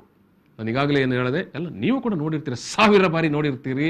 1000 ವಾದ ವಿವಾದಗಳನ್ನಾಗುವಾಗ ನೋಡಿರ್ತೀರಿ. ಆಯಿತು ನಾನು ತನಿಖೆಗೆ ಸಿದ್ಧ ಅಂತ ಎದ್ದು ಹೋದವನೇ ಇರುವಂಥದ್ದು. ಆದರೆ ತನಿಖಾ ಏಜೆನ್ಸಿಗೆ ಪತ್ರ ಬರೋದು, ಆಯ್ತಪ್ಪ ನಾನು ತನಿಖೆ ಮಾಡಿ, ನನ್ನ ವಹಿವಾಟುಗಳ ಬಗ್ಗೆ ತನಿಖೆ ಮಾಡಿ ಅಂತ ಏನೋ ಬಹಿರಂಗವಾಗಿ ಅಥವಾ ಒಂಥರ ಸವಾಲಿನ ರೂಪದಲ್ಲೇ, ಈ ಸವಾಲಿನಿಂದ ಹಿಂದಕ್ಕೆ ಬರೋಕ್ಕಾಗಲ್ಲ. ಈ ಕೋಟ ಶ್ರೀನಿವಾಸ ಪೂಜಾರಿ ಅವರು ಏನು ಕೇವಲ ಮಾಧ್ಯಮಗಳ ಮುಂದೆ ನಿಂತು ಮಾತನಾಡಿ ಓದವರಲ್ಲ, ಲಿಖಿತವಾಗಿ ಅವ್ರು ಬರ್ತಾರೆ. ಇದಕ್ಕೆ ಏನಾದರೂ ಒಂದು ಸ್ವರೂಪದಲ್ಲಿ ಉತ್ತರ ಕೊಡಲೇಬೇಕಾಗತ್ತೆ ಅಥವಾ ಬರಲೇಬೇಕಾಗತ್ತೆ. ಸೊ ಹಾಗಾಗಿ ಇಷ್ಟರ ಮಟ್ಟಿಗೆ ಪಾರದರ್ಶಕತೆಯನ್ನು, ಇಷ್ಟರ ಮಟ್ಟಿಗೆ ಟ್ರಾನ್ಸ್ಪರೆನ್ಸಿಯನ್ನು, ಇಷ್ಟರ ಮಟ್ಟಿಗೆ ನೈತಿಕ ಶಕ್ತಿಯನ್ನು ಉಳಿಸಿಕೊಂಡಿರುವಂಥ ರಾಜಕಾರಣಿಗಳು ಇನ್ನೂ ಕೂಡ ನಮ್ಮ ನಡುವೆ ಇದ್ದಾರೆ ಅನ್ನೋದು ಅದು ಖುಷಿಯ ವಿಚಾರ. ಈಗ ನಾವು ಕೋಟ ಶ್ರೀನಿವಾಸ ಪೂಜಾರಿ ಅವರ ಎಲ್ಲ ನಡೆಗಳನ್ನು, ಎಲ್ಲ ತೀರ್ಮಾನಗಳನ್ನು, ಎಲ್ಲ ರಾಜಕೀಯ ವಿಚಾರಗಳನ್ನು ನಾವು ಸಮರ್ಥನೆ ಮಾಡಿಕೊಳ್ಳಬೇಕಾಗಿಲ್ಲ, ಮಾಡುವಂಥದ್ದು ಅಲ್ಲ. ಆದರೆ ಇಂಥ ವಿಚಾರ ಬಂದಾಗ ಈ ಒಂದು ಫೋಟೋ ಹಾಕಿ 6 ಕೋಟಿಯ ಮನೆ ಕಟ್ತಾ ಇದ್ದಾರೆ ಅಂತ ನಮಗೇನು ಕೋಟ ಶ್ರೀನಿವಾಸ ಪೂಜಾರಿ ಅವರ ಬಗ್ಗೆ ಸಮರ್ಥನೆ ಮಾಡಿ ಏನು ಆಗಬೇಕಾಗಿಲ್ಲ. ಅವರೇನು ನಮಗೆ ಜಾಹೀರಾತು ಕೂಡ ಕೊಟ್ಟಿಲ್ಲ. ಸೊ ಇದ್ಯಾವುದು ಪ್ರಶ್ನೆನೂ ಅಲ್ಲ. ಆದರೆ ನಮ್ಮ ನಡುವೆ ಇರುವಂಥ ಜನಸಾಮಾನ್ಯರ ಜೊತೆಗೆ ಜನಸಾಮಾನ್ಯರ ಥರ ಬೆರೆತು ನಡೆದಾಡುವಂಥ ಒಬ್ಬ ಜನಪ್ರತಿನಿಧಿ ಇರ್ತಾರಲ್ಲ, ಸೊ ಅಂಥವರ ಬಗ್ಗೆ ಈ ರೀತಿಯ ಟೀಕೆ ಟಿಪ್ಪಣಿಗಳು ಬಂದಾಗ ಮಾಧ್ಯಮಗಳು ಮಾತನಾಡಬೇಕು. ಇಂಥ ಟೀಕೆ ಟಿಪ್ಪಣಿಗಳು ಒಬ್ಬ ಸರಳ ಸಜ್ಜನಿಕೆಯ ಈಗ ಉಡುಪಿ, ಕುಂದಾಪುರ, ಬ್ರಹ್ಮಾವರ ಭಾಗದಲ್ಲಿ ಈ ಕೋಟ ಶ್ರೀನಿವಾಸ ಪೂಜಾರಿ ಮತ್ತು ಆಲಾಡಿ ಶ್ರೀನಿವಾಸ ಶೆಟ್ಟಿ ಇಬ್ಬರು ಕೂಡ ಒಂಥರ ದಂತಕತೆ ಥರ. ಅವರಿಬ್ಬರು ಕೂಡ ಜನರಿಗೆ ಅವರ ಮೇಲೆ ಅಷ್ಟೊಂದು ಪ್ರೀತಿ, ಅವರ ಮೇಲೆ ಅಷ್ಟೊಂದು ವಿಶ್ವಾಸ ಇದೆ. ಯಾಕಂತ ಹೇಳಿದ್ರೆ ಜನರ ನಡುವೆ ಇದ್ದವರು. ಮತ್ತು ಇವತ್ತಿನ ಕಾಲದಲ್ಲಿ, ಇವತ್ತಿನ ಸಂದರ್ಭದಲ್ಲಿ ರಾಜಕಾರಣ ಮತ್ತು ದುಡ್ಡು, ರಾಜಕಾರಣ ಮತ್ತು ವ್ಯಾಪಾರ ಅದ್ಯಾವುದು ಅದನ್ನೇನು ಪ್ರತ್ಯೇಕವಾಗಿ ವಿಭಾಗಿಸುವಾಗೆ ಇಲ್ಲ. ಅದು ಎರಡು ಕೂಡ ಒಟ್ಟೊಟ್ಟಿಗೆ ಹೋಗ್ತಾ ಉಂಟು. ಅಂಥದರ ನಡುವೆ ಕೂಡ ಈ ಕರಾವಳಿಯಲ್ಲೇ ಆಲಾಡಿ ಶ್ರೀನಿವಾಸ ಶೆಟ್ಟಿ ಅಂತವರು, ಕೋಟ ಶ್ರೀನಿವಾಸ ಪೂಜಾರಿ ಅಂತವ್ರು ಕಾಣಲಿಕ್ಕೆ ಸಿಗ್ತಾರೆ, ಜನರ ನಡುವೆ ಇರ್ತಾರೆ. ಸೊ ಆ ಭಾಗದ ಜನಕ್ಕೆ ತುಂಬ ಚೆನ್ನಾಗಿ ಗೊತ್ತು. ಆಲಾಡಿ ಶ್ರೀನಿವಾಸ ಶೆಟ್ಟರ ಹತ್ರ ಹೋಗ್ಬೇಕಿದ್ರೆ ಖಾಲಿ ಕೈ ಬೀಸ್ಕೊಂಡು ಹೋದರೆ ಯಾವ ಕೆಲಸ ಕೂಡ ಆಗುತ್ತೆ ಅಂತ. ಅದೇ ರೀತಿ ಕೋಟ ಶ್ರೀನಿವಾಸ ಪೂಜಾರಿ ಕಡೆಗೆ ಕೂಡ ಅಷ್ಟೇ, ಖಾಲಿ ಕೈ ಬೀಸಿಕೊಂಡು ಹೋದರೆ ಕೆಲಸಗಳಾಗತ್ತೆ ಅಂತ. ಸೊ ಅಂಥ ರಾಜಕಾರಣಿಗಳ ಬಗ್ಗೆ ಕೂಡ ನಾವು ಅವರ ಮುಖಕ್ಕೆ ಮಸಿ ಬಳಿಯುವಾಗ ನೋಡಿಕೊಳ್ಳಬೇಕು, ಆಲೋಚನೆ ಮಾಡಬೇಕು. ನಮ್ಮ ಹತ್ರ ಅದಕ್ಕೆ ಬೇಕಾದಂಥ ಸಫಿಷಿಯೆಂಟ್ ದಾಖಲೆಗಳು ಅಥವಾ ಮಾಹಿತಿಗಳು ಇದಾವೆಯೋ ಅಂತ. ಸುಮ್ಮನೆ ಒಬ್ಬನ ಮೇಲೆ ಬರೆದಾಕುವಂಥದ್ದು, ಸುಮ್ಮನೆ ಒಬ್ಬನ ಮನೆಯ ಫೋಟೋವನ್ನು ಹಾಕಿ ಗಾಳಿಯಲ್ಲಿ ತೇಲಿ ಬಿಡುವಂಥದ್ದು ಇದೆ ಅಲ್ವಾ. ಇದು ಸಮರ್ಥನೀಯ ಅಲ್ಲ. ನಾನು ಆಗಲೇ ಹೇಳಿದಾಗೆ ನನಗೆ ಕೋಟ ಶ್ರೀನಿವಾಸ ಪೂಜಾರಿ ಅವರನ್ನು ಸಮರ್ಥನೆ ಮಾಡಿ ಏನೂ ಆಗಬೇಕಾಗಿಲ್ಲ. ಆದರೆ ನನಗೆ ಖುಷಿಯಾದದ್ದು ಸ್ವತಃ ಅವರೇ, ನಾನಾಗಲೇ ಹೇಳಿದೆ, ಮತ್ತೊಮ್ಮೆ ನಾನು ರಿಪೀಟ್ ಮಾಡ್ತಾ ಇದ್ದೇನೆ, ನಾನು ತನಿಖೆಗೆ ಸಿದ್ಧ ಅಂತ ಮಾಧ್ಯಮಗಳ ಮುಂದೆ, ಟಿ ವಿಗಳ ಮುಂದೆ ಹೇಳಿಕೆ ಕೊಟ್ಟು ಹೋಗಲಿಲ್ಲ. ಅವರು ಬರೆದು ಲೋಕಾಯುಕ್ತಕ್ಕೆ ಪತ್ರ ಬರೆದು, ಅದು ದಾಖಲೆ, ಅದು ಪತ್ರ ಬರೆದು ಕೇಳಿಕೊಂಡಿದ್ದಾರೆ ನನ್ನ ಬಗ್ಗೆ ತನಿಖೆ ಮಾಡಿ ಅಂತ. ನನ್ನ ಮನೆಗಳ ಬಗ್ಗೆ, ನಾನು ನಿರ್ಮಾಣ ಮಾಡ್ತಾ ಇರೋ ಮನೆಗಳ ಬಗ್ಗೆ ಏನೋ ಈ ರೀತಿಯ ವದಂತಿಗಳನ್ನು ಹಬ್ಬಿಸ್ತಾ ಇದ್ದಾರೆ. ನನ್ನ ದುಡಿಮೆ, ನನ್ನ ಏನು ಆಸ್ತಿಗಿಂತ ನಾನು ಹೆಚ್ಚುವರಿಯಾಗಿ ನಾನು ಏನಾದರೂ ಮಾಡಿದ್ದರೆ ತನಿಖೆ ಮಾಡಿ ಕ್ರಮ ಕೈಗೊಳ್ಳಿ ಅಂತ. So that's all. ಅದಕ್ಕಾಗಿ ನಾನು ಅವರಿಗೆ ಈ ಸಂದರ್ಭದಲ್ಲಿ ವಾಟ್ಸಪ್ ಹೇಳಬೇಕಾಗಿದೆ. ನಾನು ಮಾತಾಡಬೇಕಾಗಿದ್ದು ಅವರೇನೋ ಬೇರೆ ಮೀಟಿಂಗಲ್ಲಿರೋದರಿಂದ ಮಾತುಕತೆಗೆ ಲಭ್ಯ ಇಲ್ಲ. ಆದರೆ ಎಸ್, ಅವರ ಪ್ರತಿಕ್ರಿಯೆ ಅಷ್ಟೇ ಏನು ತೂಕದ್ದು, ಅಥವಾ ಅದಕ್ಕಿಂತಲೂ ಸ್ವಲ್ಪ ಹೆಚ್ಚಿನದ್ದೇ ತೂಕದ್ದು ಅವರ ಪತ್ರನೇ ಇಲ್ಲಿ ನಾವು ಇಲ್ಲಿ ಟಿ ವಿಯಲ್ಲಿ ಪ್ಲೇ ಮಾಡ್ತಾ ಇದ್ದೇವೆ. ನೀವು ಕೂಡ ಈಗ ಸಾಮಾಜಿಕ ಜಾಲತಾಣದಲ್ಲಿ ನೋಡ್ಬೋದು, ಉಂಟು. ಕೋಟ ಶ್ರೀನಿವಾಸ ಪೂಜಾರಿ ಅವರು ಲೋಕಾಯುಕ್ತಕ್ಕೆ ಬರೆದಿರುವಂಥ ಪತ್ರ ಇವತ್ತದು ಎಲ್ಲೆಡೆ ಹರಿದಾಡ್ತಾ ಉಂಟು. ನಾನು ಸಣ್ಣ ಬ್ರೇಕ್ ತಗೊಳ್ತೇನೆ. ಬ್ರೇಕ್ ನಂತರ ನಾನು ಮತ್ತೆ ಇತರ ವಿಚಾರಗಳ ಬಗ್ಗೆ ಮಾತಾಡ್ತೇನೆ.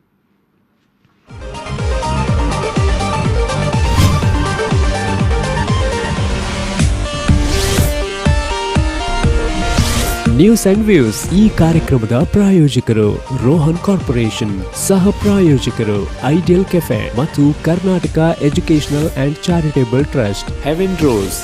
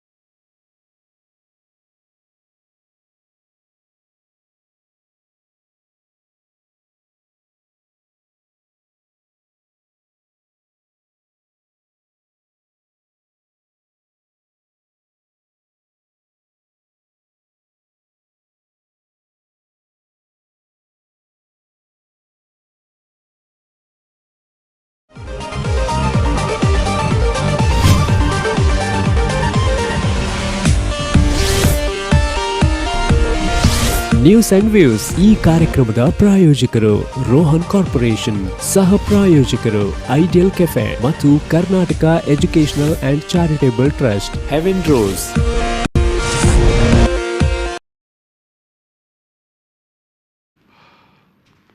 ನ್ಯೂಸ್ ಆ್ಯಂಡ್ ನ್ಯೂಸನ್ನು ಮತ್ತೆ ಮುಂದುವರಿಸ್ತಾ ಇದ್ದೇವೆ. ಮಂಗಳೂರಿನಲ್ಲಿ ಇವತ್ತು ಬೆಳ್ಳಂಬೆಳಗ್ಗೆನೆ ಏನು ಮಂಗಳೂರಿನ ಕದ್ರಿ ಪಾರ್ಕ್ ಸಮೀಪ ಏನೋ ರಸ್ತೆ ವಿಸ್ತರಣೆ ಕಾರ್ಯಕ್ರಮ ಅಥವಾ ರಸ್ತೆ ವಿಸ್ತರಣೆ ಕೆಲಸ ನಡೀತಾ ಉಂಟು, ಕಾಮಗಾರಿ ಮತ್ತು ದುರಸ್ತಿ. ಇಂಥ ಸಂದರ್ಭದಲ್ಲಿ ರಸ್ತೆ ನೀವೆಲ್ಲ ನೋಡಿರ್ತೀರಿ, ಕದ್ರಿ ಪಾರ್ಕಿನ ಎರಡೂ ಪಕ್ಕಗಳಲ್ಲಿ ಕೂಡ ಸಾಕಷ್ಟು ಗೂಡಂಗಡಿಗಳು ಇತ್ತು. ಸಂಜೆ ಹೊತ್ತಿಗೆ ಪಾರ್ಕ್ಗೆ ಬರ್ತಾ ಇದ್ದಂಥ ಜನ ಈ ಒಂದು ಗೂಡಂಗಡಿಗಳನ್ನು ನಂಬಿಕೊಂಡಿದ್ದರು, ಚಹಾ ಕುಡಿಯೋದು, ಕಾಫಿಗೋ ಅಥವಾ ತಿಂಡಿ ತಿನಿಸಿಗೋ ಅಥವಾ ಜ್ಯೂಸ್ಗಳಿಗಾಗೋ. ಸೊ ರಸ್ತೆಯನ್ನು ಅಗಲ ಮಾಡುವಂಥ ಒಂದು ಪ್ರಕ್ರಿಯೆ ಹಿನ್ನೆಲೆಯಲ್ಲಿ ಮತ್ತು ರಸ್ತೆಯ ಒಂದು ಭಾಗದಲ್ಲಿ ಅಂದರೆ ಪಾರ್ಕಿನ ಅಪೋಸಿಟ್ ಸೈಡ್ಗೆ ಒಂದಷ್ಟು ಕಾರ್ಪೊರೇಷನ್ ವತಿಯಿಂದಲೇ ಸ್ಟಾಲ್ಗಳನ್ನು ನಿರ್ಮಿಸಿ ಅಥವಾ ನಿರ್ಮಾಣ ಮಾಡಿಕೊಡುವ ಉದ್ದೇಶದಿಂದ ಅಲ್ಲಿದ್ದಂಥ ಏನು ಗೂಡಂಗಡಿಗಳು ಮತ್ತು ಕೆಲವು ಗೂಡಂಗಡಿಗಳು ಸ್ವಲ್ಪ ಗಟ್ಟಿ ಅಂಗಡಿಗಳೇ ಆಗಿದ್ದವು. ಆರಂಭದಲ್ಲಿ ಗೂಡಂಗಡಿಗಳಾಗಿತ್ತು, ಆಮೇಲೆ ಸ್ವಲ್ಪ ಗಟ್ಟಿ ಸ್ವರೂಪದ ಅಂಗಡಿಗಳೇ ಆಗಿತ್ತು.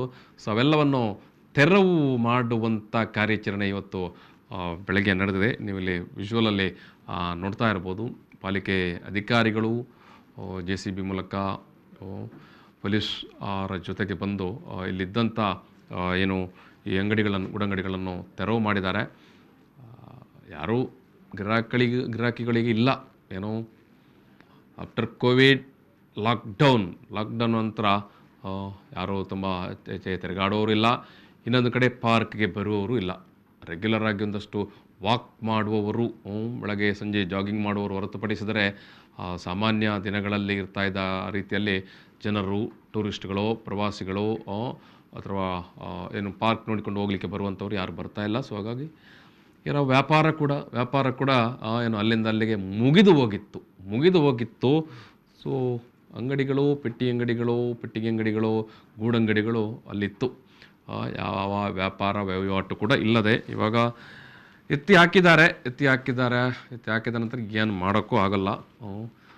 ಸೊ ಇಂಥ ಪರಿಸ್ಥಿತಿ ಬಹುಶಃ ಒಂದಷ್ಟು ಗೂಡಂಗಡಿಯವರಿಗೆ ಅದ ಅರಿವು ಕೂಡ ಇರಲಿಕ್ಕಿಲ್ಲ. ಯಾಕಂತ ಹೇಳಿದ್ರೆ ತುಂಬ ದಿವಸದಿಂದ ನಾನು ಈಗಾಗಲೇ ಹೇಳಿದಾಗೆ ಕೋವಿಡ್ ಲಾಕ್ಡೌನ್ನ ನಂತರ ಇತ್ತ ಸುಳಿದವರೆಲ್ಲ ಏನೋ ಈ ವ್ಯಾಪಾರ ಮಾಡ್ತಾ ಇದ್ದವರು, ಈ ಗೂಡಂಗಡಿಗಳಲ್ಲಿ ವ್ಯಾಪಾರ ಮಾಡ್ತಾ ಇದ್ದವರು ಏನು ಇಲ್ಲಿ ವ್ಯಾಪಾರನೂ ಇಲ್ಲ, ಜನವೂ ಇಲ್ಲ ಅಂತ ಇದನ್ನು ಮತ್ತೆ ತೆರೆಯುವ ಪ್ರಯತ್ನವೂ ಮಾಡಿಲ್ಲ. ಏನೋ ನಮ್ಮಲ್ಲಿ ಅನ್ಲಾಕ್ ಪ್ರೊಸೀಜರ್ಗಳು, ಲಾಕ್ಡೌನ್ ನಂತರದ ಅನ್ಲಾಕ್ ಪ್ರೊಸೀಜರ್ಗಳು ಎಲ್ಲವೂ ಓಪನ್ ಅಪ್ ಆದರೂ ಕೂಡ ಕೆಲವು ಜಾಗಗಳಲ್ಲಿ, ಕೆಲವು ವಿಚಾರಗಳಲ್ಲಿ ಇನ್ನೂ ಕೂಡ ವ್ಯಾಪಾರ ವಹಿವಾಟು ದೊಡ್ಡ ಮಟ್ಟದಲ್ಲಿ ತೆರೆದುಕೊಂಡಿಲ್ಲ. ಸೊ ಹಾಗಾಗಿ ಈ ಪ್ರದೇಶದಲ್ಲೂ ಕೂಡ ಅಲ್ಲಿ ಇನ್ನೊಂದು ಭಾರಿ ದೊಡ್ಡ ತೊಡಕ ಏನಾಗಿತ್ತು ಅಂತ ಹೇಳಿದ್ರೆ, ಈ ರಸ್ತೆಯ ನಿರ್ಮಾಣ ಇದೆ ಅಲ್ವಾ, ಅದು ಏನು ಕದ್ರಿ ಸರ್ಕಿಟ್ ಹೌಸ್ ಎದುರುಗಡೆಯಿಂದ ಹತ್ತ ಕಡೆ ಪದ್ವಾ ಸ್ಕೂಲ್ನ ಎದುರುಗಡೆ ತನಕ ಆ ಒಂದು ಸ್ಟ್ರೆಚ್ಚಲ್ಲಿ ಆ ರಸ್ತೆಗಳನ್ನು ಬ್ಲಾಕ್ ಮಾಡಿ ಮೊನ್ನೆಯ ಲಾಕ್ಡೌನ್ ಘೋಷಣೆಗಿಂತ ಆಲ್ಮೋಸ್ಟ್ ಒಂದೂವರೆ ತಿಂಗಳ ಮೊದಲೇ ಇಲ್ಲಿ ಆ ರಸ್ತೆಯನ್ನು ಬ್ಲಾಕ್ ಮಾಡಲಾಗಿತ್ತು. ಈ ಒಂದು ರಸ್ತೆಯ ಅಭಿವೃದ್ಧಿ ಕಾಮಗಾರಿ ಅಥವಾ ರಸ್ತೆಯ ವಿಸ್ತರಣೆಯ ಕಾಮಗಾರಿ ಮತ್ತು ಕಾಂಕ್ರೀಟೀಕರಣ ಮತ್ತು ಸೈಡ್ಗೆ ಈ ಒಂದು ಇಂಟರ್ಲಾಕ್ಗಳನ್ನು ಹಾಕುವಂಥ ಕಾಮಗಾರಿ ಅಂತ. ಬಟ್ ತುಂಬ ಸ್ಲೋ ಆಗಿ ನಡೆದಿದೆ. ಇನ್ನೊಂದು ಕಡೆ ಮಳೆ ಕೂಡ ಇತ್ತು. ಸೊ ಹಾಗಾಗಿ ಆಲ್ಮೋಸ್ಟ್ ಒಂದು ಏನಿಲ್ಲ ಅಂತ ಹೇಳಿದ್ರೆ ಒಂದು 3-4 ತಿಂಗಳಿಂದ ಈ ರಸ್ತೆಗಳು ಕ್ಲೋಸೇ ಆಗಿದ್ದಾವೆ. ಜನ ಏನೋ ಸ್ವಲ್ಪ ಓಡಾಡ್ತಾ ಇದ್ರು ಬಿಟ್ಟರೆ. ಸೊ ಹಾಗಾಗಿ ಇಲ್ಲಿ ವ್ಯಾಪಾರ ವಹಿವಾಟಿಗೆ ನಿಂತವನು ಕಳೆದ 3-4 ತಿಂಗಳಿಂದಲೇ ಪಕ್ಕ ಬರ್ಬಾದ್ ಆಗಿರ್ತಾನೆ ಗೂಡಂಗಡಿ ಅವನು. ಸೊ ಇವಾಗಂತೂ ಅವನನ್ನು ಕಂಪ್ಲೀಟಾಗಿ ಒಕ್ಕಲು ಎಬ್ಬಿಸಿ ಬಿಟ್ಟಿದ್ದಾರೆ. ಇಂಥ ಕಷ್ಟ ಕಾಲದಲ್ಲಿ ದುರಿತ ಕಾಲದಲ್ಲಿ ಅದನ್ನೇ ನಂಬಿಕೊಂಡು ಆ ಮೂಲಕವೇ ಬದುಕು ಕಟ್ಟಿಕೊಳ್ತಾ ಇದ್ದವರು ವಸ್ತುಶಃ ಬೀದಿಗೆ ಬಿದ್ದಿದ್ದಾರೆ. ನೋಡುವ, ಬಹುಶಃ ಪರ್ಯಾಯವಾಗಿ ಅಲ್ಲೇ ಪಾಲಿಕೆಯವರು ಹೊಸದಾಗಿ ಒಂದಷ್ಟು ಸ್ಟಾಲ್ಗಳನ್ನು ನಿರ್ಮಾಣ ಮಾಡ್ತಾ ಇದ್ದಾರೆ. ಅಲ್ಲಿ ಕೊಡ್ತಾರಾ ಅಥವಾ ಹೊಸದಾಗಿ ಅದರಲ್ಲಿ ಪ್ರೊಸೀಜರ್ಗಳಿರುತ್ತೆ, ಹೊಸ ಟೆಂಡರ್ ಕರೀಬೇಕಾಗತ್ತೆ. ಸೊ ಆ ಮೂಲಕ ವಿತರಣೆ ಆಗುವಂಥದ್ದು. ಅದೇನು ಹಳೆಯ ಗೂಡಂಗಡಿ ನಡೆಸ್ಕೊಂಡವರಿಗೆ ಕೊಡ್ತಾರೆ ಅಂತ ನಾವು ನಂಬಿಕೊಳ್ಳಿಕ್ಕೆ ಕೂಡ ಆಗೋದಿಲ್ಲ. ಈ ನೋಡೋ ಬಗ್ಗೆ ಇವತ್ತಿನ ಈ ಒಂದು ಬೆಳವಣಿಗೆ ಬಗ್ಗೆ ಮಾತಾಡಲಿಕ್ಕೆ ನಮ್ಮ ಪ್ರತಿನಿಧಿ ಪವನ್ ಕಾಜಿನಡ್ಕ ನಮ್ಮ ಜೊತೆಗೆ ಸಂಪರ್ಕದಲ್ಲಿದ್ದಾರೆ. Pavan, hello sir. ಈ ಒಂದು ಏನು ಇವತ್ತಿನ ಈ ಒಂದು ಕಾರ್ಯಾಚರಣೆ ಎಷ್ಟೊತ್ತಿಗೆ ನಡೆಯಿತು, ಏನಾಯ್ತು? ಹೌದು ಸರಿ. ಒಂದು ಬೆಳಿಗ್ಗೆ ಇಂದು ಮುಂಜಾನೆ ಏನು ಸ್ಮಾರ್ಟ್ ಸಿಟಿ ಆಗ್ತಿರುವ ಹಿನ್ನೆಲೆ ಮಂಗಳೂರು ನಗರ ಸ್ಮಾರ್ಟ್ ಸಿಟಿ ಆಗ್ತಾ ಇದೆ. ಅದು ಅನೇಕ ಕಡೆಗಳಲ್ಲಿ ಏನು ಕಾಮಗಾರಿಗಳು ನಡೆಯುತ್ತಿರುವಂತದ್ದು. ಈ ನಿಟ್ಟಿನಲ್ಲಿ ಇಂದು ಮುಂಜಾನೆ ಮಂಗಳೂರು ಕದ್ರಿ ಪಾರ್ಕ್ ಎದುರುಗಡೆ ಅಥವಾ ಆಸುಪಾಸಿನಲ್ಲಿದ್ದ ಸುಮಾರು 10 ಅಂಗಡಿಗಳನ್ನು ತೆರವುಗೊಳಿಸಿರುವಂತದ್ದು. ಏನು ಅಕ್ಷಯ್ ಶ್ರೀಧರ್ ಏನು ಮಂಗಳೂರು ಮಹಾನಗರ ಪಾಲಿಕೆಯ ಕಮಿಷನರ್ ಅಕ್ಷಯ್ ಶ್ರೀಧರ್ ಅವರ ಆದೇಶದ ಮೇರೆಗೆ ಏನು ಕಂದಾಯ ಅಧಿಕಾರಿಗಳು ಬಂದು ಇಂದು ತೆರವುಗೊಳಿಸಿರುವಂತದ್ದು ಸರ್. ಮುಖ್ಯವಾಗಿ ಗಮನಿಸಬೇಕು, ಅಲ್ಲಿ 10 ಏನು ಅಕ್ರಮವಾಗಿದ್ದ ಗೂಡಂಗಡಿಯನ್ನು ತೆರವುಗೊಳಿಸಿರುವಂತದ್ದು ಮುಖ್ಯವಾಗಿ ಗಮನಿಸಬೇಕು ಸರ್. ಈ ಸಂದರ್ಭದಲ್ಲಿ ಇನ್ನೊಂದು ಕಡೆ ಕೂಡ ಅಲ್ಲಿ ಗೂಡಂಗಡಿಗಳು ಕಟ್ತಾ ಇರುವಂತದ್ದು, ಅಂದ್ರೆ ಹೊಸ ಅಂಗಡಿಗಳನ್ನು ಕೊಡುವ ನಿಟ್ಟಿನಲ್ಲಿ ಮಂಗಳೂರು ಮಹಾನಗರ ಪಾಲಿಕೆ ವ್ಯಾಪ್ತಿಯಲ್ಲಿ ಕಟ್ ಮಾಡ್ತಾ ಇರುವಂತದ್ದು. ಅದನ್ನು ಮುಖ್ಯವಾಗಿ ಗಮನಿಸಬೇಕು. ಇವರಿಗೆ ಏನು ಪರ್ಯಾಯವಾಗಿ ವ್ಯವಸ್ಥೆಯನ್ನು ಮಾಡಿದ್ದಾರೆ ಎನ್ನುವಂಥದ್ದು ಮುಖ್ಯವಾಗಿ ಗಮನಿಸಬೇಕು. ಒಂದು ವೇಳೆ ಸರ್ ಅಲ್ಲಿ ಏನು ಈಗ ಹೊಸ ಅಂಗಡಿಗಳ ನಿರ್ಮಾಣ ಆಗ್ತಾ ಇರುವಂತದ್ದು ಅದು ಇವರಿಗೆ ಕೊಡ್ಬೋದಾ ಎನ್ನುವಂತ ಒಂದು ಯಕ್ಷ ಪ್ರಶ್ನೆ ಆಗಿರುವಂತ. ಅಂದ್ರೆ ಒಂದು ವೇಳೆ ಅವರಿಗೆ ಕೊಟ್ಟರು ಅವರಿಗೆ ಏನು ನಾವು ಮುಖ್ಯವಾಗಿ ಗಮನಿಸಬೇಕು ಸರ್. ಏನು ಪೂರ್ವದಲ್ಲಿ ಕೂಡ ಒಂದು ಮಾರ್ಕೆಟ್ ಆಯ್ತು, ಆದ್ರೆ ಅದು ಯಾರಿಗೆ ಕೈಗೆಟುಕುವ ಬೆಲೆಯಲ್ಲಿ ಇಲ್ಲ. ಒಂದು ವೇಳೆ ಆ ರೀತಿಯಲ್ಲಿ ಕೂಡ ಇವರಿಗೂ ಒಂದು ವೇಳೆ ಅದು ಕೊಟ್ಟರು ಇವರಿಗೆ ಕೈಗೆಟುಕುವ ಬೆಲೆಯಲ್ಲಿ ಕೊಡ್ಬೋದಾ, ಅದರ ಬಾಡಿಗೆ ಎಷ್ಟರ ಮಟ್ಟಿಗೆ ಇರ್ಬೋದು. ಸೊ ಅಷ್ಟು ಬಾಡಿಗೆ ಕೊಟ್ಟು ಅಥವಾ ಅಷ್ಟು ಹಣವನ್ನು ಕೊಟ್ಟು ಇವರು ಒಂದು ವೇಳೆ ಅಲ್ಲಿ ವ್ಯಾಪಾರ ಆರಂಭಿಸಿದ್ರೆ ಅವರಿಗೆ ಆ ವ್ಯಾಪಾರ ಆಗ್ಬೋದಾ ಎನ್ನುವ ಬಗ್ಗೆ ಅವ್ರು ಕೂಡ ಚಿಂತೆ ಮಾಡ್ತಾರೆ. ಏನು ಈ ಸಣ್ಣ ಸಣ್ಣ ಗೂಡಂಗ ಇಟ್ಟುಕೊಂಡು ಅದಕ್ಕೆ ದೊಡ್ಡ ಏನು ಅವರು ಬಂಡವಾಳ ಹಾಕಿರುವುದಿಲ್ಲ ಅಥವಾ ಅವರಿಗೆ ದಿನದಿಂದ ಬಂದದ್ದು ಅವರ ಜೀವನ ನಡೀತಿತ್ತು. ಅದು ಒಂದು ವೇಳೆ ಅದನ್ನು ತೆರವುಗೊಳಿಸಿ ಅವರಿಗೆ ನಾವು ಇಂತಹ ಒಂದು ಅಂಗಡಿಗಳನ್ನು ಕಟ್ಟಿ ಕೊಡ್ತೇವೆ ಅನ್ನೋ ನಿಟ್ಟಿನಲ್ಲಿ ಅದನ್ನು ಏನು ಎಲ್ಲ ಧ್ವಂಸ ಮಾಡಿದ್ದಾರೆ ಅಥವಾ ಅವನ್ನೆಲ್ಲ ಏನು ತೆರವುಗೊಳಿಸಿದ್ದಾರೆ. ಒಂದು ವೇಳೆ ಇದನ್ನು ಕೊಟ್ಟರು ಅವರಿಗೆ ಅದನ್ನು ತೆಗೆದುಕೊಳ್ಳುವ ಶಕ್ತಿ ಇದೆಯಾ, ಅದು ತೆಗೆದುಕೊಂಡ್ರೆ ಆ ಬಂಡವಾಳ ಹಾಕಿದ್ದು ಅವರಿಗೆ ಬರ್ಬೋದು ಎನ್ನುವಂತ ಕೂಡ ಒಂದು ಯಕ್ಷ ಪ್ರಶ್ನೆ ಆಗಿರುವಂತದ್ದು. ಈಗ ಈ ಒಂದು ರಸ್ತೆ ದುರಸ್ತಿ ಕೆಲಸ ಸುಮಾರು 3-4 ತಿಂಗಳಿಂದ ನಡೀತಾ ಉಂಟು. ಇನ್ನೊಂದು ಕಡೆ 2-3 ತಿಂಗಳು ಏನೋ ಲಾಕ್ಡೌನ್ ಅಂತ ಹೋಯ್ತು. ಸೊ ಈ ಬೀದಿ ಏನು ಗುಡಂಗಡಿಯವರು ಕೂಡ ಕಂಪ್ಲೀಟ್ ನಷ್ಟವೇ ಅನುಭವಿಸಿರ್ತಾರೆ. ಮತ್ತು ಈಗ ಸಂಕಷ್ಟದ ಕಾಲ. ಹೌದು ಸರ್, ಖಂಡಿತವಾಗಿ. ಒಂದು ಅದೇ ಏನು ಕಾಮಗಾರಿ ಆಗ್ತಿರೋ ಒಂದು ವಿಚಾರ, ಇನ್ನೊಂದು ಲಾಕ್ ಡೌನ್ ಇಂದ ಕೊರೋನಾ ಹೊಡೆದಿಂದ ಜನರು ಕಷ್ಟದಲ್ಲಿ ಇರುವಂತದ್ದು. ಇನ್ನು ಈಗ ಮಳೆ ಗಾಳಿ ಅಂದ್ರೆ ಗೂಡಂಗಡಿ ಅಂದ ಕೂಡಲೇ ಮಳೆ ಗಾಳಿಗೆ ಅದು ಕಷ್ಟದಲ್ಲೇ ಇರುವಂತಹ ಗೂಡಂಗಡಿ ಅಂತ ಅಂದ್ರೆ ಮಳೆ ಬಂದಾಗ ಏನು ಶೀಟುಗಳ ಹಾರಿ ಹೋಗುವಂತದ್ದು, ಗಾಳಿ ಬಂದಾಗ ಶೀಟುಗಳ ಹಾರಿ ಹೋಗುವಂತದ್ದು, ಮಳೆಯಲ್ಲಿ ನೀರು ಸೋರುವಂತದ್ದು. ಇಂತಹ ಸಂದರ್ಭದಲ್ಲಿ ಕೂಡ ಅವರಿಗೆ ವ್ಯಾಪಾರ ಮಾಡುವುದು ಕೂಡ ಕಷ್ಟವಾಗಿದೆ. ಇಂತಹ ಕಷ್ಟ ಸಂದರ್ಭದಲ್ಲಿ ಬಂದು ಇಂತಹ ಒಂದು ಅಕ್ರಮವಾಗಿದೆ ಎನ್ನುವಂತ ನಿಟ್ಟಿನಲ್ಲಿ ಅವರನ್ನು ತೆರವುಗೊಳಿಸಿರುವಂತದ್ದು ಕೂಡ ಸದ್ಯದ ಮಟ್ಟಿಗೆ ಮಾನವೀಯ ದೃಷ್ಟಿಯಿಂದ ಇದು ಒಳ್ಳೇದಲ್ಲ ಎನ್ನುವಂತ ಕಂಡು ಬಂದ್ರು ಸರ್ ಬರುವಂತದ್ದು. ಮುಖ್ಯವಾಗಿ ಗಮನಿಸಬೇಕು, ಇವರಿಗೆ ಪರ್ಯಾಯವಾಗಿ ಏನಾದ್ರೂ ಮಾಡ್ಬೇಕಿತ್ತು ಎನ್ನುವಂತ, ಆದ್ರೆ ಮುಖ್ಯ ಪರ್ಯಾಯವಾಗಿ ಮುಂದೆ ಏನಾದ್ರು ಮಾಡ್ತಾರಾ ಎನ್ನುವಂಥದ್ದು ಪ್ರಶ್ನೆ ಆಗಿರುವಂತದ್ದು. ಮಂಗಳೂರು ಮಹಾನಗರ ಪಾಲಿಕೆ ಇವರ ಬಗ್ಗೆ ಗಮನ ಹರಿಸಿ ಅಥವಾ ಇನ್ನು ಮುಖ್ಯವಾಗಿ ಏನು ಹೊಸ ಅಂಗಡಿಗಳು ಕಟ್ತಾ ಇದ್ದಾರೆ ಅದನ್ನು ಅವರಿಗೆ ಕೊಡುವಂತ ಅವರಿಗೆ ಕೂಡ ನ್ಯಾಯ ಕೊಡುವಂತ ರೀತಿಯಲ್ಲಿ ನಡೆದುಕೊಳ್ಬೇಕು ಎನ್ನುವಂಥದ್ದು ಸಾರ್ವಜನಿಕರಲ್ಲಿ ಕೇಳಿ ಬರುವಂತಹ ಮಾತುಗಳು sir. Thank you Pavan Kajmadka. ಇವತ್ತು ಅದೇ ಏನೊಂದು ಕೋವಿಡ್ನ ನಂತರದ ಬೆಳವಣಿಗೆ, ಜನ ಭಾರಿ ದೊರೆತ ಕಷ್ಟ ಕಾಲದಲ್ಲಿರುವಂಥ ಸಂದರ್ಭ. ಇಂಥ ಸಂದರ್ಭದಲ್ಲಿ ಗೂಡಂಗಡಿಯವರೇ ಇರಲಿ ದುಡ್ಡು ಅಂಗಡಿಯವರೇ ಇರಲಿ ಒಕ್ಕಲೆಬ್ಬಿಸುವಾಗ ಏನು ಪರ್ಯಾಯ ಅಂತ ಹೇಳಿಕೊಳ್ಳಿಕ್ಕೆ ಭಾರಿ ಸುಲಭ. ಅವರೆಲ್ಲ ಬಂದು ಅಕ್ರಮವಾಗಿ ಕೂತ್ಕೊಂಡಿದ್ದಾರೆ, ಅಕ್ರಮವಾಗಿ ಅಂಗಡಿ ಮಾಡಿದ್ದಾರೆ, ಅಕ್ರಮವಾಗಿ ವ್ಯಾಪಾರ ಮಾಡಿದ್ದಾರೆ ಅಂತ. ಎಷ್ಟು ದಿವಸ ವ್ಯಾಪಾರ ವಹಿವಾಟಿದ್ದಾಗ ಯಾವ ತಕರಾರುಗಳು ಇರಲಿಲ್ಲ. ಈಗ ಎಬ್ಬಿಸುವಾಗ ಕನಿಷ್ಠ ಅವರಿಗೇನಾದರೂ ಅಲ್ಲೇ ಸ್ಟಾಲ್ಗಳಾಗ್ತಾ ಉಂಟು, ಅದರಲ್ಲೇನಾದರೂ ಕೊಡ್ತಾರಾ ಅಥವಾ ಇವರಿಗೇನು ಅಂತ ಪ್ರಶ್ನೆ ಬರುತ್ತೆ ನೋಡಿ. ಈಗ ಇಡೀ ಊರೇ ಕಷ್ಟದಲ್ಲಿರುವಂಥ ಸಂದರ್ಭ, ಊರೇ ಕಷ್ಟದಲ್ಲಿರುವಂಥ ಸಂದರ್ಭದಲ್ಲಿ ನಾವು ಮಾಡುವಂಥ ಕಾರ್ಯಾಚರಣೆಗಳು. ಈಗ ಅಂಗಡಿಯ ಬುಡತನಕ ರಸ್ತೆಯನ್ನು ವಿಸ್ತರಣೆ ಆಗೋದಿಲ್ಲ ಅಲ್ವಾ. ಈಗ ಅಂಗಡಿಯ ಬುಡತನಕ ಯಾಕಂತ ಹೇಳಿದ್ರೆ ಕದ್ರಿ ಪಾರ್ಕ್, ಆಕಾಶವಾಣಿ ಆ ಭಾಗದಲ್ಲಿ ಎಷ್ಟು ವಿಸ್ತಾರವಾದ ಜಾಗ ಇದೆ, ರಸ್ತೆಗೆ ಬೇಕಾದಷ್ಟು ಜಾಗ ಎಷ್ಟು ಇದೆ, ಫುಟ್ಪಾತ್ಗೆ ಬೇಕಾದದ್ದು ಎಷ್ಟು ಜಾಗಗಳಿದ್ದಾವೆ, ಎಲ್ಲರಿಗೂ ಗೊತ್ತಿರುವಂಥದ್ದು ಅದೇನೋ ತೀರಾ ಹೊಸ ವಿಚಾರ ಅಲ್ಲ. ಅಂತಿಮವಾಗಿ ಮಾನವೀಯ ಕಾಳಜಿಯ ವಿಚಾರಗಳ ಪ್ರಶ್ನೆಗಳು ಬರುತ್ತೆ. ನೋಡುವ, ನಾನು ಈ ಒಂದು ಮಾತುಕತೆಯಲ್ಲೇ ಸಮಾಪನ ಮಾಡ್ತಾ ಇದ್ದೇನೆ. ಒಂದು ನ್ಯೂಸ್ ಆ್ಯಂಡ್ ವ್ಯೂಸ್ ಇಲ್ಲಿಗೆ ಸಮಾಪನ ಮಾಡ್ತಾ ಇದ್ದೇನೆ. ಧನ್ಯವಾದಗಳು.